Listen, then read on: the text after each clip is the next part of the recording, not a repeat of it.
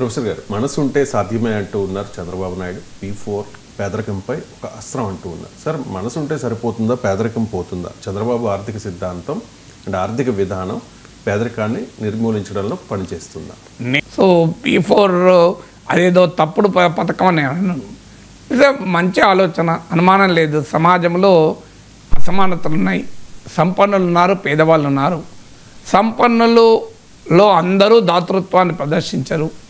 స్వచ్ఛందంగా కొంతమంది దాతృత్వాన్ని ప్రదర్శించి పేదలకు సహకరించవచ్చు. ఎందుకంటే భారతీయ సంస్కృతిలోనే దానము అనే యొక్క విశిష్టమైనటువంటి అంశం ఉంది కనుక. కానీ ఆచరణలో మనకు తెలుసు పేదలు ఎంతమంది ఉన్నారు, సంపన్నులు ఎంతమంది ఉన్నారు, సంపన్నుల్లో ఎంతమందికి దాతృత్వం ఉంటుంది. మీకు ఆ మధ్య ఒక రైటర్ చాలా ఆసక్తిగా కంపేర్ చేశాడు. ఆర్మీకి బిజినెస్కు తేడా ఏంటి అని. సైన్యము వ్యాపారము తేడా ఏంటి. సైన్యమేమో తనకు నష్టం కలుగుతున్నా కూడా ఇతరుల కొరకు త్యాగం చేస్తాడు. ఇప్పుడు సైనికుడు ఏం చేస్తాడు? శత్రువులు బుల్లెట్లు ప్రయోగిస్తున్నా, తన ప్రాణాలు పోతాయని తెలిసినా తన కొలీగ్స్ను కాపాడటానికి ముందుకే ఉరుకుతాడు తప్ప వెనక్కిపోడు. కానీ వ్యాపారంలో తన ప్రయోజనాల కోసం అవసరమైతే కొంతమంది అయినా పక్కవాడి ప్రయోజనాలు కూడా దెబ్బతీస్తాడు. అందరని నేను అన్నాను, అందరూ అలా వ్యాపారం చేస్తారని నేను ఎప్పుడు అన్నాను. అంటే ఆర్మీలోమో పక్కవాడి ప్రాణాల కోసం తాను త్యాగం చేస్తే తన ప్రయోజనాల కొరకు పక్కవాడిని త్యాగం చేయిస్తారు వ్యాపారం అని ఒక కంపారిజన్ చదివాను నేను. ఒక ఆథర్ చెప్పాడు. అందువల్ల దాతృత్వము సంపన్నులందరికీ ఉండదు. సో సంపన్నులందరికీ దాతృత్వాన్ని ప్రభుత్వం ఆదేశించి క్రియేట్ చేయరాదు. ప్రభుత్వం అలాంటి గతంలో చేసిన ప్రయత్నాలు సక్సెస్ కాలేదు. కార్పొరేట్ సోషల్ రెస్పాన్సిబిలిటీ CSR అని ఒక చట్టమే చేసి తమ లాభాల్లో 2% మీరు పేదలకు సమాజ అభివృద్ధికి కేటాయించాలంటే ఎన్ని కంపెనీలు హానెస్ట్గా చేస్తున్నాయి మనందరికీ తెలుసు. దాన్ని ఎలా మ్యానిపులేట్ చేస్తారు. ఇక అన్ని మతాలు, మీరు ప్రతి మతంలోనూ ఉంటుంది మీకున్న దాంట్లో కొంత ఇవ్వండి అని. కానీ మతాన్ని రోజు విశ్వసించి ఆచరించే వారు కూడా ఎంతమంది మతంలో చెప్పినా, అన్ని మతాల్లో చెప్పినా ఈ గుణాన్ని, దాన గుణాన్ని ఆచరిస్తున్నారు. అందువల్ల ప్రాక్టికల్గా అది జరగదు. కొంత మేరకు జరుగుతుంది, కాదని అనను. ఆ మేరకు మనకు ఉపయోగమే. అందుకే అది తలమాసిన సలహా కాదు, అది దిక్కుమాలిన ఆలోచన కాదు, అది భ్రష్టు పట్టించే పని అయితే కాదు, అది పిచ్చి పట్టడం అయితే కాదు. అంతవరకు గ్యారంటీ. అందుకే రాధాకృష్ణతో నేను విభేదించేది. ఎందుకంటే ఆ మేరకు అది ఉపయోగమే, కాదని ఎవరంటారు? ప్రభుత్వం ఒక ఫెసిలిటేటర్గా ఉండి చేయొచ్చు. కానీ రియాలిటీలో ఏం జరుగుతుంది? ఓ మిత్రుడు, తెలుగుదేశానికి అనుకూల మిత్రుడే, ప్రముఖుడు ఒక ఆయన ఫోన్ చేసి నాకు చెప్పాడు, సార్ మీరు గమనించారో లేదో, మీరు చంద్రబాబు నాయుడు P4 సమావేశం పెడితే వేదిక పైన చంద్రబాబు నాయుడు ప్రభుత్వం ద్వారా కాంట్రాక్ట్లు పొందే పెద్దలు కూడా ఉన్నారు.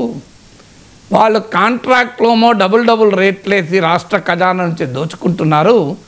అందులో 5 పైసలు 2 పైసలు మళ్ళీ P4కి ఇస్తున్నారు అని ఓ మిత్రుడు చెప్పాడు. నేనేం వెరిఫై చేయలేదు, కానీ చెప్పిన మిత్రుడు మీరు వెరిఫై చేసుకోండి. సో మీకు పోలవరంలో కాంట్రాక్ట్లు తీసుకున్న వాళ్ళు, అమరావతిలో కాంట్రాక్ట్లు తీసుకున్న వాళ్ళు, రాష్ట్ర ప్రభుత్వంతో కాంట్రాక్ట్లు తీసుకొని డిస్ప్రపోర్షనేట్గా లాభం పొందిన వారు P4లో మార్గదర్శకులుగా ఎంతమంది అయ్యారు, వారు ప్రభుత్వ ఖజానా నుంచి ఎంత లాభం పొందారు, P4కు ఎంత ఇస్తున్నారో ఒకసారి లెక్క తీయండి. ఇదైతే లెక్క తీస్తే తేలిపోతుంది కదా. లేదు, ప్రభుత్వంతో కాంట్రాక్ట్లు చేసిన వాళ్ళు ఎవరు P4లో లేరు అని చెప్పమనండి, అభ్యంతరం లేదు. So this has to be verified. నేను చెప్పాను, నేను మీకే వదిలేస్తున్నా, ప్రేక్షకులకే వదిలేస్తున్నా. ఇక ఏబిఎన్ రాధాకృష్ణ తన విశ్లేషణలో చెప్పాడు, కొన్ని సందర్భాల్లోనైతే మార్గదర్శకుల కన్నా బంగారు కుటుంబాలకే ఎక్కువ ఆస్తులు ఉన్నాయని. అంటే పేదవాళ్ళు, బంగారు కుటుంబాలు పేదవాళ్ళు వాళ్ళకే ఎక్కువ ఆస్తులు ఉన్నాయని కూడా రాశాడు ఆయన. నాకు తెలియదు, మనకందరికీ తెలుసు. ఏలూరులో DEO కలెక్టర్ ఆదేశాలు ఉటంకిస్తూ హెడ్ మాస్టర్లను మార్గదర్శకులుగా కమ్మన్నారు. హెడ్ మాస్టర్ జీవితం అంతా సంపాదించినా ఎంత త్యాగం చేయగలుగుతాడండి? హెడ్ మాస్టర్కి ఉండే వనరులు ఏంటి? నేను మా నాన్న కూడా హెడ్ మాస్టర్గా పనిచేశాడు. పోనీ అప్పటితో పోలిస్తే ఇప్పుడు జీతాలు పెరిగాయి. ఎంత పెరిగినా హెడ్ మాస్టర్ ఎంత త్యాగం చేయగలుగుతాడు? ఆఖరికి సాలూరు మున్సిపాలిటీలో అయితే అంగన్వాడీలు కూడా మార్గదర్శకులు కమ్మన్నారు. అంగన్వాడీలు ఏం చేయగలుగుతారు పాపం? వాళ్ళే బంగారు కుటుంబాలు కావాలి. సో ఇవన్నీ పోనీ కొన్ని అబరేషన్స్, ప్రతి పథకంలో కూడా కొన్ని లోపాలు ఉంటాయి. దాన్ని మనం సీరియస్గా ఏమేం రాధాకృష్ణ తీసుకోవచ్చు కానీ నాగేశ్వర్ తీసుకోడు. ఎందుకంటే ఏ పథకంలోనే ఇలాంటి లోపాలు ఉంటాయి. ఈవెన్ అమెరికాలో కూడా ఫుడ్ కూపన్లు BMW కార్లో వచ్చి తీసుకుపోయే వాళ్ళు ఉంటారని నేను చదివాను.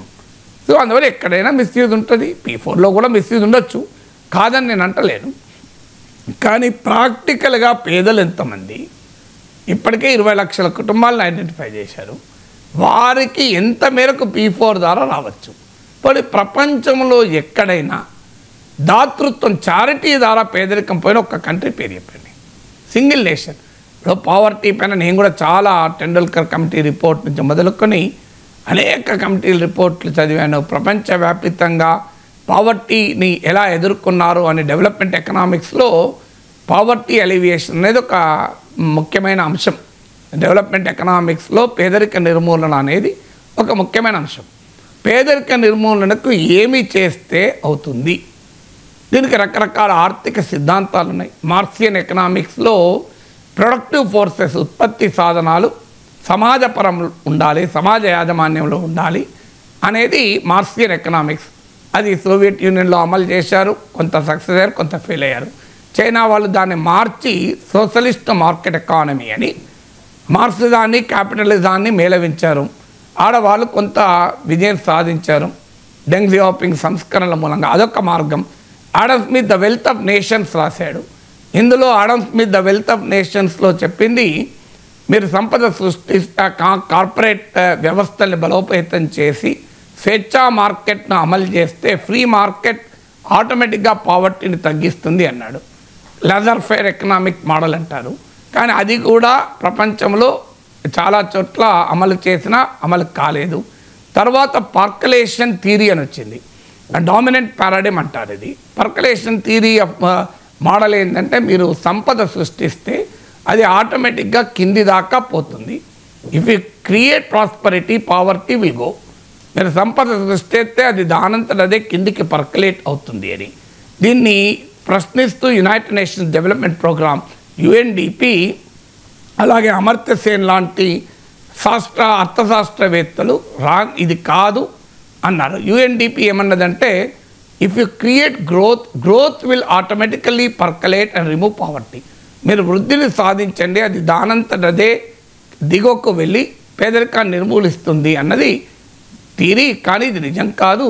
You remove poverty, it will automatically generate growth అని సరిగ్గా డామినెంట్ పారాడిమ్కు వ్యతిరేకంగా ఒక కొత్త మోడల్, ఎకనామిక్ మోడల్ను UNDP హ్యూమన్ డెవలప్మెంట్ రిపోర్ట్ ప్రవేశపెట్టింది. అంటే మీరు అభివృద్ధిని సాధిస్తే దానంతటదే పేదరికం పోదు, పేదరికాన్ని నిర్మూలించండి, అభివృద్ధి దానంతటదే సాధ్యమవుతుంది అని చెప్పారు.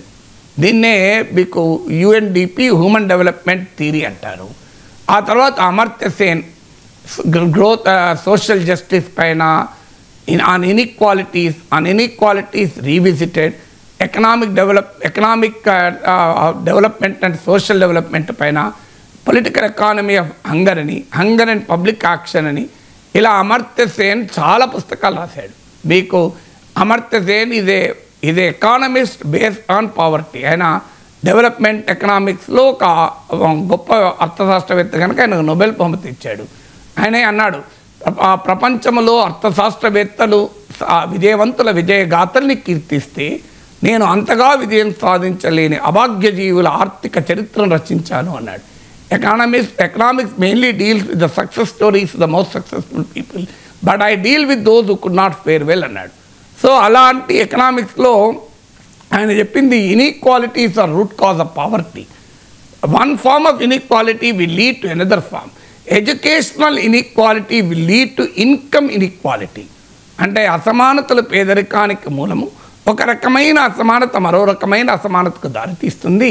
విద్యాపరమైన అసమానత ఆదాయపరమైన అసమానతకు దారితీస్తుంది అని ఆయన ఇన్కమ్ పావర్టీ, హ్యూమన్ పావర్టీ అనే కాన్సెప్ట్ను ప్రవేశపెట్టేందుకు ఆయన నోబెల్ బహుమతి వచ్చింది.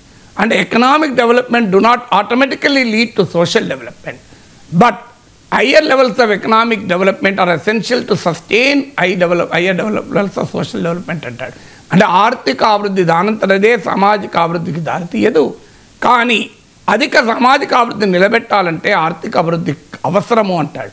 సో ఎకనామిక్ డెవలప్మెంట్కు సోషల్ డెవలప్మెంట్కు మధ్య ఒక థియరీని అమర్త్య సేన్ ప్రవేశపెట్టి ప్రపంచంలో కొన్ని దేశాల ఉదాహరణ చెప్తాడు. చెప్పి the left wing ideological commitment in China, Cuba and Vietnam, the progressive capitalism in south Korea, the impact of Buddhist tradition and Japan and a concerted public action in countries like Jamaica, Costa Rica, Sri Lanka made a difference అని చెప్తాడు. అంటే China, Cuba, వియత్నాంలో వామపక్ష సైద్ధాంతిక నిబద్ధత, జపాన్లో బౌద్ధమత ప్రభావము, దక్షిణ కొరియాలో ప్రగతిశీల పెట్టుబడిదారీ విధానము, జమైకా, కోస్టారికా, శ్రీలంకలలో ఒక ప్రజా కార్యాచరణ ద్వారా విజయాలు సాధించారు అని చెప్తాడు. ఇది అమర్త్య సేన్ చెప్పాడు. ఉమెన్ పావర్టీ, ఇన్కమ్ పావర్టీ గురించి ఇలా రకరకాల సిద్ధాంతాలు అర్థశాస్త్రంలో ఉన్నాయి. ఎక్కడ నేనైతే P4 సిద్ధాంతం అంటే చారిటీ ద్వారా పావర్టీని రిమూవ్ చేసిన అనుభవం అయితే ఎక్కడా లేదు. So but I don't know, నాకున్న అవగాహన తక్కువ. చంద్రబాబు నాయుడు తెలిసినంత అర్థశాస్త్రం నాకు తెలియదు. నేను I'm not a student of economics, I'm student of electronics. So అందువల్ల Chandrababu Naidu is the student of economics. ఆయన ఎంఏ ఎకనామిక్స్ చేశాడు, నేను ఎలక్ట్రానిక్స్ చదివిన విద్యార్థిని. అందువల్ల I'm ready to be educated. నేను వినమ్రంగా చెప్పగలను, please show me one economic model which tells charity will remove poverty. దాతృత్వం ద్వారా పేదరికాన్ని నిర్మూలించవచ్చు అని నిరూపించిన ఆర్థిక సిద్ధాంతం ఏంటి?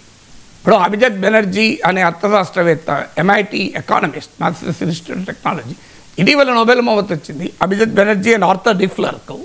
సో వీళ్ళిద్దరూ randomized clinical trial approach to public policy అని కొత్తదాన్ని ప్రతిపాదించారు, RCT అప్రోచ్ అని.